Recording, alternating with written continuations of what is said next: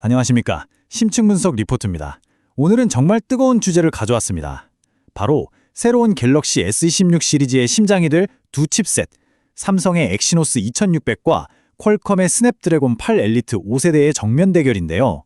과연 올해 모바일 칩셋 시장의 왕자는 누가 차지하게 될지 지금부터 저희와 함께 샅샅이 파헤쳐 보시죠.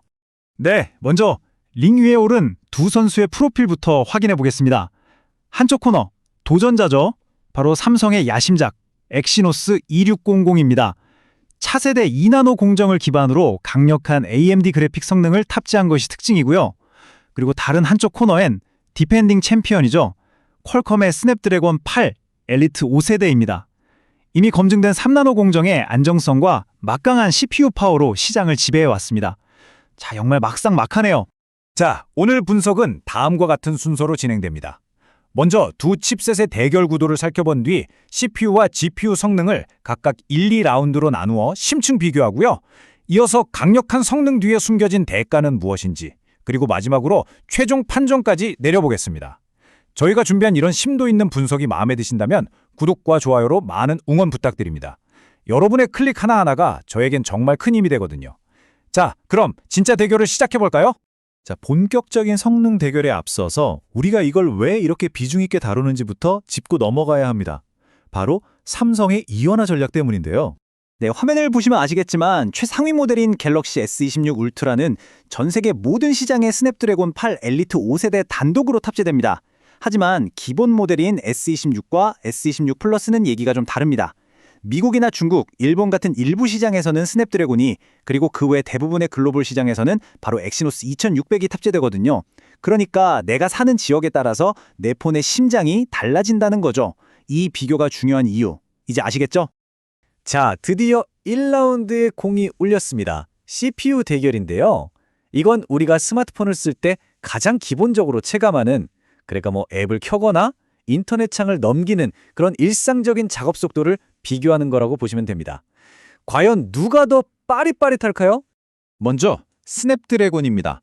간단한 단일 작업 처리 능력을 보는 긱벤치 6 싱글 코어 테스트에서 무려 3724점이라는 아주 높은 점수를 기록하면서 기선제압에 나섭니다. 이에 맞서는 엑시노스, 점수는 3197점이네요. 스냅드래곤과 비교하면 확실히 좀 차이가 보이죠?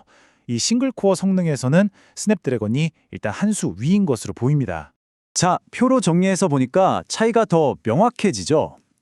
싱글코어, 그러니까 하나의 작업을 처리하는 속도는 스냅드래곤이 엑시노스보다 무려 18% 정도나 더 빠르고요. 여러 작업을 동시에 처리하는 멀티코어 성능에서도 약 5% 정도 앞서는 것으로 나타났습니다. 이건 꽤 의미 있는 격차라고 할 수 있습니다. 네. 따라서 1라운드의 승자는 스냅드래곤으로 결정하겠습니다. 기본적인 처리 능력과 반응 속도 면에서는 의심의 여지 없이 스냅드래곤이 우위를 점했네요. 하지만 승부는 여기서 끝이 아닙니다. 이제 2라운드, 바로 GPU, 그래픽 성능 대결인데요. 여기서 정말 아무도 예상하지 못했던 대반전이 일어납니다. 단순한 숫자 노름인 벤치마크 말고요. 진짜 실전, 그러니까 명조 워더링 웨이브 같은 초고사양 게임을 직접 돌려보면 어떨까요? 이 게임이야말로 칩의 그래픽 성능을 극한까지 쥐어짜내거든요. 과연 진짜 게이밍의 승자는 누가 될까요? 결과를 보시죠. 와, 이건 정말 입이 떡 벌어지는 수준입니다. 엑시노스 2600은 평균 55프레임을 안정적으로 뽑아주면서 아주 부드러운 플레이가 가능했던 반면에 스냅드래곤 8 엘리트 5세대는 평균 30프레임에 그쳤습니다. 거의 2배 가까운 성능 차이가 나는 거죠. 이게 얼마나 대단한 거냐면요. 테스트를 진행한 해외 테크 유튜버 나시르막 테크가 남긴 말이 모든 걸 설명해 줍니다. 엑시노스가 발열 때문에 성능이 저하된 상태, 즉 스로틀링에 걸린 상태의 성능이 스냅드래곤이 멀쩡할 때, 그러니까 스로틀링 걸리기 전의 성능과 비슷하다. 이건 진짜 미친 수준이다 라고 평가했습니다. 정말 극찬이죠. 네, AMD와의 협업으로 탄생한 이 엑스클립스 966 GPU가 그야말로 강력한 카운터펀치를 날린 셈입니다. 2라운드, 게임 성능의 승자는 이견 없이 엑시노스 2600입니다. 지난 몇 년간 그래픽 성능에서 항상 아쉬움을 남겼던 엑시노스가 드디어 완벽하게 부활했네요. 하지만 세상에 공짜는 없죠. 이 엄청난 게이밍 성능을 얻기 위해 엑시노스는 혹독한 대가를 치러야만 했습니다.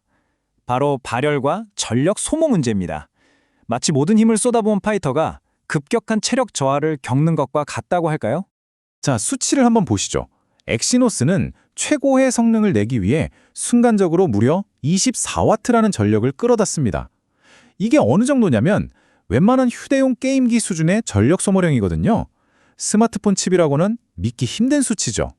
이렇게 전기를 많이 쓰면 당연히 어떻게 될까요? 네, 바로 열이 발생합니다. 온도가 순식간에 49.5도, 거의 50도에 가깝게 치솟습니다. 손으로 만지면 뜨거워 할 정도의 온도까지 올라가는 겁니다. 그리고 이렇게 뜨거워지면 칩은 스스로를 보호하기 위해 어쩔 수 없이 성능을 강제로 낮추게 됩니다. 바로 서머 스로틀링이라는 현상이죠. 나 너무 뜨거우니까 좀 쉴게 하고 스스로 속도를 줄여버리는 겁니다. 결론적으로 엑시노스 2600의 폭발적인 게임 성능은 분명 사실입니다. 하지만 그 성능을 꾸준히 오랫동안 유지하고 싶다면 마치 전문 게이밍 기기처럼 별도의 쿨러 같은 외부 냉각 장치가 거의 필수적이란 얘기가 됩니다. 자, 그럼 이제 모든 라운드가 끝났습니다. 정말 숨막히는 대결이었는데요. 심판진의 최종 판정, 과연 어떻게 나왔을까요? 이번 대결은 어느 한쪽의 완벽한 KO 승으로 끝나지 않았습니다. 1라운드는 스냅드래곤이, 2라운드는 엑시노스가 가져갔죠. 이렇게 각자 다른 중요한 분야에서 승리를 거둔 그야말로 스플릿 판정이라고 할 수 있겠습니다. 누구 하나가 절대 강자가 아니라는 거죠. 최종 성적표를 정리해 보겠습니다. 스냅드래곤 8 엘리트 5세대는 일상적인 작업에서 더 빠르고 전력 효율이 좋아서 발열도 적은 그야말로 효율적인 만능형 챔피언입니다. 반면에 엑시노스 2600은 GPU와 게임 성능에서 상대를 압도하는 그야말로 순수한 게이밍 야수라고 할 수 있죠. 다만 그 힘을 제어하기 위해선 뜨거운 열과 엄청난 전력 소모를 감당해야 하고요. 결국 선택은 여러분의 몫으로 돌아옵니다. 효율적인 만능 챔피언과 길들여지지 않은 게이밍 야수 사이에서 여러분의 스마트폰 사용 패턴에 맞는 승자는 과연 누구입니까? 안정적인 일상 성능을 원하시나요? 아니면 발열을 감소하더라도 최고의 게임 경험을 원하시나요? 여러분의 선택이 곧 이 대결의 진정한 승자를 결정할 겁니다.